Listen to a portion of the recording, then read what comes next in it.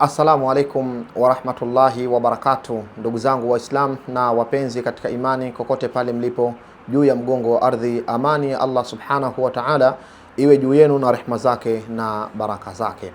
Ndugu yangu ambaye unateseka na mitihani mbalimbali, hususan na kusudia mitihani ya kurogwa, mitihani ya uchawi.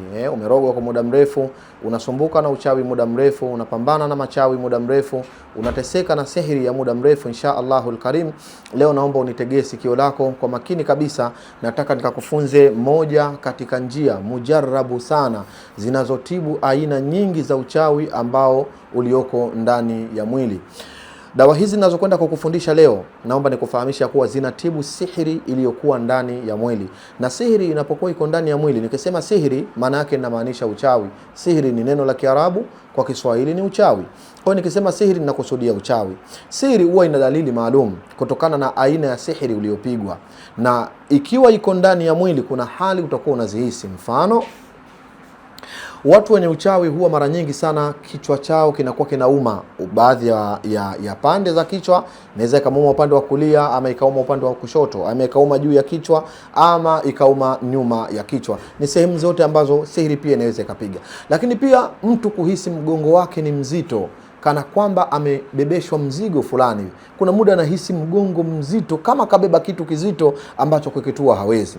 Lakini alama nyingine ya sihiri mara nyingi inapenda kuweka makazi chini ya bega la kushoto. Yaani mkono wako ule wa kushoto chini ya bega lake pale, huwa sometimes unaweza ukahisi kama kuna kitu kinanyemvua, ama ukahisi kuna uzito fulani katika eneo hili.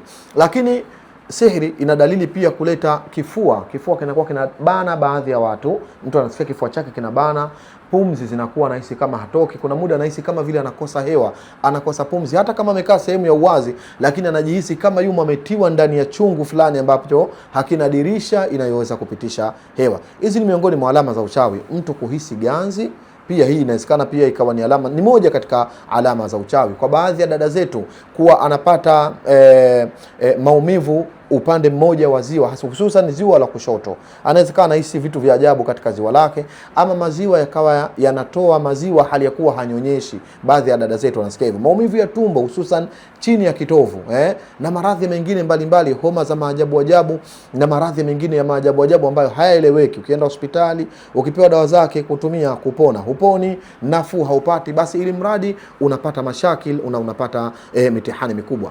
Lakini pia kuhisi baadhi ya vitu vinatembea katika mwili wako. Kuna baadhi ya sihiri inapokupata, unahisi kama kuna vitu vinafanya movement katika mwili wako. Inatoka sehemu moja inakwenda sehemu nyingine, inahama sehemu moja inahamia sehemu nyingine. Hizi zote ni katika alama za uchawi. Lakini wakati mwingine unaweza ukapigwa uchawi ndani ya mwili, ukawa unavuruga mambo yako katika hali ya kawaida.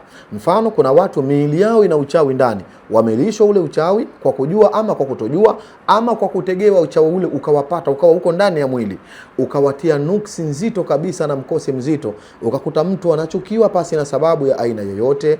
Mtu anatafuta kazi na vigezo anavyo, hapati ile kazi. Binti mzuri mashaallah, anavutia kila mtu, lakini kuolewa haolewi maskini. Haya, unaweza kukuta baadhi ya mambo mengine, kila mpango wako unaushika, kila jambo unalolikamata, kila unavyojitahidi, jitihada zako zinakuwa zinagonga mwamba baadhi ya nyakati. Lakini pia wakati mwingine kuna alama za ndoto. Dalili ni nyingi sana. Wakati mwingine mtu anaweza akawa anaota anafukuzwa na mbwa, anafukuzwa na nyoka, anaota anapigana, anaota anasafiri, lakini katika safari anapata ajali, au inatokea mtihani wa aina yoyote ile, safari ile anakuwa hafiki, anajihisi yuko na watu warefu sana au watu wa maajabu sana, na hali zingine mbalimbali. Mtu anakosa usingizi usiku, kulala halali, basi ili mradi tafashi na tafarani, maskini anashindwa kujua namna gani ya kujisaidia. Sasa leo nataka nikakufundishe maajabu ya kuku wa kienyeji katika kubatilisha uchawi, ikiwa nyama yake itapikwa na hizi dawa 10 nitakazokuelekeza hapa. Nataka nikupe dawa 10 mujarrab, ambazo unaweza ukazipika na kiungo kimoja cha kuku, kuku awe wa kienyeji. Baada ya kukipika, ile supu yake na ile nyama ya kuku vikichujwa vizuri, ukatumia ukanywa kwa idhini ya Allah subhanahu wa ta'ala, ni moja katika dawa mujarabu za kubatilisha aina nyingi sana za uchawi ambao ni uchawi unaopatikana ndani ya mwili. Kwa sababu kuna uchawi mwingine mtu anaweza akaroga akawa hauko ndani ya mwili, uko nje ya mwili. Uchawi umekwenda kufukiwa kaburini, au uchawi umekwenda kufukiwa njia panda, au umekwenda kufukiwa katika miti mikubwa. Sikusudii sihiri hiyo, na kusudia sihiri zilizomo katika mwili ambazo mtu anazihisi, mfano wa alama hizi nilizozitaja hapa. Sasa kuku, ndugu yangu, ni katika viumbe ambavyo Mungu ameviumba, vina maajabu, ila watu wengi hawajui. Nyama ya kuku, especially nyama ya kifua cha kuku, ninakusudia kutokea katikati ya, yani mwisho wa mbavu za kuku, pakikatwa kuja huku juu, ikatolewa hivi vidali hivi vibawa vikatolewa, na zile ile nyama za kutokea hapa katikati kwenda chini zikawa zimetolewa, ikabakia eneo hili kuja juu, hali ya kuwa vile vinani vimekatwa, vimikono vyake vimekatwa. Sasa hili eneo kuanzia mbavu ya kuku kuja mpaka katika shingo ni katika kiungo chenye maajabu kabisa kabisa katika kubatilisha sihir. Unaweza ukashangaa, lakini ndiyo maumbile Allah subhanahu wa ta'ala alivyoweka, na ndivyo Allah alivyoficha siri na asrar nzito kabisa katika kupata shifa ya mwanadamu. Sasa kiungo hichi cha kuku, ikiwa kitapikwa supu na baadhi ya dawa nitakazokuelekeza hapa, mujarabu sana katika kubatilisha uchawi wa aina yoyote wa ndani ya mwili, iwe wakula ama isiwe wakula. Umeota unakula nyama, umeota unakula sijui pilau, umeota unakula sijui vitu gani, basi hii ni moja katika dawa kiboko kabisa ya kutibu sihiri hiyo. Sasa maandalizi ni nini? Maandalizi ni kumwandaa kuku wako, na akiwa koo anapendeza zaidi. Ukikosa utatafuta hata kuku jogoo, lakini akiwa koo, kuku jike, na kusudia kuku jike wa Kiswahili, ndio anakuwa bora zaidi kumtumia katika matibabu haya. Au kwa lugha fupi ni kwambie, jitahidi sana upate kuku jike, ndio bora zaidi kumtumia kulikoni jogoo. Na alhamdulillah, makuku jike mara nyingi sana makoo yanakuwa hayana bei kubwa kama walivyokuwa majogoo. Sasa nisikilize vizuri kwa makini, ndugu yangu. Kwanza kabisa umpate kuku, lakini hakikisha kuku aliyekomaa. Usichukue kikuku kidogo, tafuta koo lililokomaa, angalau hata lina zao moja au lina zao mbili, inakuwa ni bora zaidi, kwa sababu tunapata uhakika kwamba huyu kuku amekomaa. Sasa ukishakuwa umempata kuku wako vizuri, mashallah, muandae vizuri kuku wako, yani mchinje kihalali. Baada ya kumchinja yule kuku, utatoa baadhi ya hivi viungo nilivyokuelekeza, yani huku kuanzia katikati hapa ni chini ya kifua cha kuku kwenda huku chini, unaachana navyo, unatoa na hivi vibawa vya umu, unabakia ile sehemu ya kifua cha kuku kuja mpaka kwenye shingo. Ukishakiandaa kile, unakiweka pembeni. Baada ya hapo sasa, unatafuta hizi dawa 10 nitakazo kueleza hapa. Zina maajabu makubwa ikiwa zitapikwa mfano wa supu inavyopikwa, na dawa hizi 10 unapikia kwenye kuku insha Allahu alkarim. Labda nitoe tanbihi, kuku huyu hapa jamani hana masharti.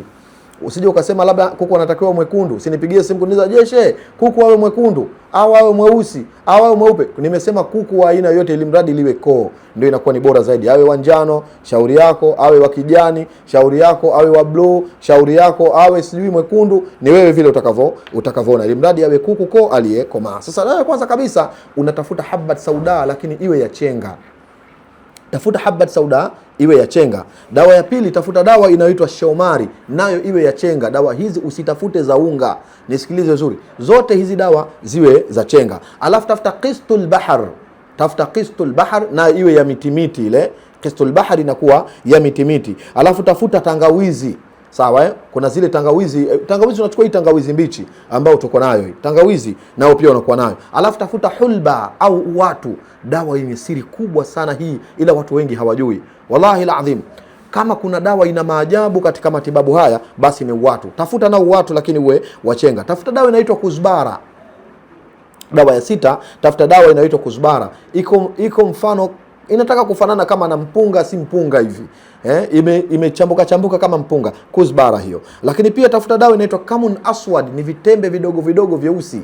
tafuta kamun aswad na utafute kamun abyadh, na ni vitembe fulani hivi vinataka kukua kama vyeupe si vyeupe hivi. Alafu dawa ya 9 utafute dawa inaitwa suzabu. Kuna dawa inaitwa suzabu, kwa jina lingine inaitwa kalkariyatu. Na dawa ya mwisho kabisa, dawa ya 10, hii ni udinadi. Vitu fulani vinakuwa kama upupu si upupu, vimejinyongorota hivi, vinaitwa udinadi. Sasa hizi dawa 10 hakikisha zote usipate ya unga.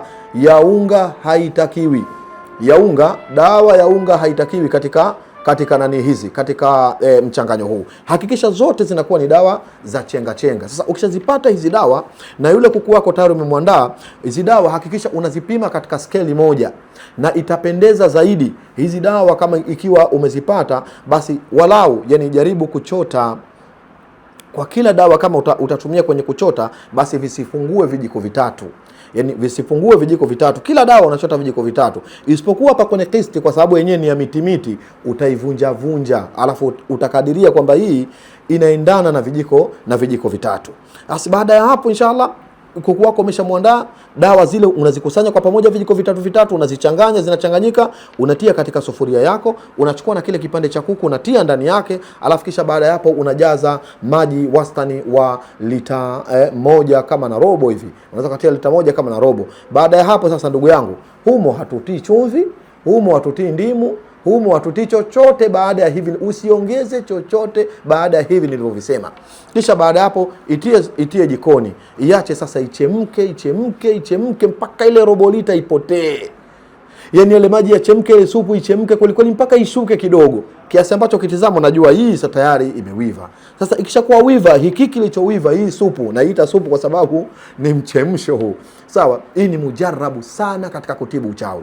Na kwa pia ndugu yangu, kama kuna dawa mujarrab ya kutibu uchawi, basi ni pamoja na hii. Wewe mwenye dalili zote hizi nilizozitaja hapa, kama uko nazo, basi hii ni solution kwa idhini ya Allah subhanahu wa ta'ala. Sasa ile supu unakuwa unahakikisha unainywa, unakuwa unainywa kidogo ile supu yako. Unakunywa mfano labda asubuhi, unaweza ukawa unakunywa labda robo kikombe, lakini wakati unakunywa unakula na yale makapi yake. Jilazimishe kuyatafuna yale makapi yake, usiyatupe yale makapi yake. Ukimimina supu yako unachota na yale makapi ya chini ya ile dawa, unatia ndani ile kibakuli chako, unavuruga, unakunywa hii dawa kidogo. Labda asubuhi umekunywa kidogo, jioni umekunywa kidogo, kesho yake umekunywa kidogo, na kesho kutwa tena yake, mpaka itakapokuwa imekwisha. Unaweza kujiwekea mimi dawa hii nainywa kila asubuhi, sawa, au kasema dawa hii mimi nainywa kila jioni, kutokana na muda wako vile utakavyokuwa. Lakini ukinywa mara moja kwa siku sio mbaya, unajipangilia kunywa kidogo mpaka utakapokuwa umemaliza. Ikiisha hii kwa idhini ya Allah subhanahu wa ta'ala, utaona maajabu makubwa. Sasa vitu gani utahisi wakati unatumia hii dawa au baada ya kumaliza hii dawa? Wakati mwingine dalili zinakuja baada ya kumaliza hii dawa, zikapita masiku kadhaa, dawa ile ikawa imeshazunguka katika mwili. Hali ya kichefuchefu na kutapika ndio itakuwa ni hali ambayo ya kwanza unayoweza ukahisi kichefuchefu sana, au kahisi hali ya kutaka kutapika. Lakini kama hali ya kutaka kutapika haitokuja, unaweza ukaenda haja ndogo sana au ukaenda haja kubwa sana. Wakati mwingine ni aghlabu, sio mara nyingi kutokea, ni aghlabu, kwa sababu hii sio dawa kuharisha. Lakini wakati mwingine uchawi unatoka kwa kuharisha. Sasa inaweza ikatokea ukaharisha, ni kitu cha kawaida ikitokea jambo hilo, sawa lakini pia miongoni mwa alama zingine, utajihisi kuchoka, mwili wako kama umepondwa hivi, na baadhi ya nyakati za jioni ukawa unajihisi kama kihoma fulani hivi kisichoeleweka. Ukijua hayo yote yanayotokea hapo ni dalili za hizo dawa ambazo utakochukua umezitumia. Kwa hiyo utakapomaliza awamu ya kwanza, kama uwezo wako ni mzuri na unakupendeza, unaweza hii dawa ukarudia awamu 3, yani kwenye kuku wa kwanza, kwenye kuku wa pili na kuku wa tatu, insha Allahu alkarim. Na muomba Mwenyezi Mungu Subhanahu wa Ta'ala akiwa utaitumia hii dawa iende ikakuponya. Sasa wale wajuzi zaidi wa visomo, hii dawa unaweza ukaitumia bila kuisomea na ikakusaidia, ila ukiisomea inakuwa ni aula zaidi. Ukiisomea inakuwa ni bora zaidi. Sasa kwa nyinyi ambao mnajua kusoma, kisomo gani bora ukifanya, ni kisomo gani kizuri ukifanya ili kuweza kubatilisha? Ikiwa unaijua ruqya yote kuisoma, ruqya yote kwa unajua kuisoma, basi soma ruqya yote kabla hujaanza kutumia. Ni baada ya supu yako tu kuiva, unaisomea ruqya yote. Ikiwa ruqya wewe kusoma sasa haujui, unajua suratul jinni hii supu unaweza ukaisomea suratul jinni. Ikiwa suratul jinni labda wewe haiwezi, mwenzangu na mimi madrasa ulikimbia, lakini maskini unajua kul huwallahu, unajua kul a'udhu birabbil falaq, unajua kul a'udhu birabbin nas, basi hizi zisome kwa wingi sana. Kul huwallahu zisome nyingi sana, kul a'udhu birabbil falaq zisome nyingi sana, na kul a'udhu birabbin nas zisome nyingi sana. Ikiwa haujui kusoma, ndugu yangu, la shaka fihi, unaweza ukaitumia bila hata kusomewa, lakini ikisomewa inakuwa ni mujarabu sana kwa idhini yake Allah subhanahu wa ta'ala. Sasa ikiwa wewe utashindwa kuzipata hizi dawa nilizozitaja hapa, kwanza ni maarufu, zinapatikana, na mimi sina desturi ya kumtajia mtu kitu ambacho hutoweza kukipata. Hizi dawa zote ni dawa maarufu. Ukiona umekwenda katika duka la madawa alafu akakwambia katika hizi dawa bwana mimi sizijui, huyo basi ni muongo, kwa sababu ni dawa maarufu na ni nyepesi, zinapatikana duka lolote lile ukienda, hizi dawa zinapatikana. Hakuna dawa ambayo hamna habat sauda au shomari au qisti au watu au kuzbara au kama na aswadi kama na abyadhi au kalkariatu suzabu hiyo au udinadi. Ni dawa maarufu kabisa. Labda mtu mtaji wake sasa uwe mdogo, hizi dawa awe ana, lakini ukienda kwenye duka ambalo mtu mtaji wake mzuri, ni dawa ambazo huwezi kuzikosa katika duka la mwenye kufanya kazi hii kwa userious. Sasa unaweza ukazipata, lakini ukishindwa kabisa kuzipata hizi dawa, unaweza pia ukawasiliana na mimi tayari ambazo nimekwisha ziandaa na kukuzifanyia kisomo kikubwa kabisa. Kazi yako ukienda unazipika na yule kuku wako na kula tayari, ambazo tumeshaziandaa, zipo katika kopo maalum. Sasa ukizitaka kutoka kwangu, sharti yake na maana lazima uchukue kopo 3, kwa maana ukimaliza kwenye ukimaliza ile awamu ya kwanza, utakuja awamu ya pili na utakuja awamu ya tatu. Hapo sina shaka utakuwa umeimaliza kabisa sihiri katika mwili wako kwa idhini ya Allah subhanahu wa ta'ala. Na muomba Mwenyezi Mungu tabaraka wa ta'ala, ikiwa utatumia hii njia ikakufae, hii njia ikakupe maajabu makubwa katika kukuondoshea mitihani na misokosoko unayoipitia katika maisha yako. Ni mimi ndugu yako wa siku zote, Sheikh Omar Al-Basri, napatikana Dar es Salaam Tanzania, hapa Tandika, karibu kabisa na shule ya Azimio ama msikiti wa Mnyimaki. Shukran lakum, jazakumullahu khaira. Salamullahi alaikum wal afwa minkum.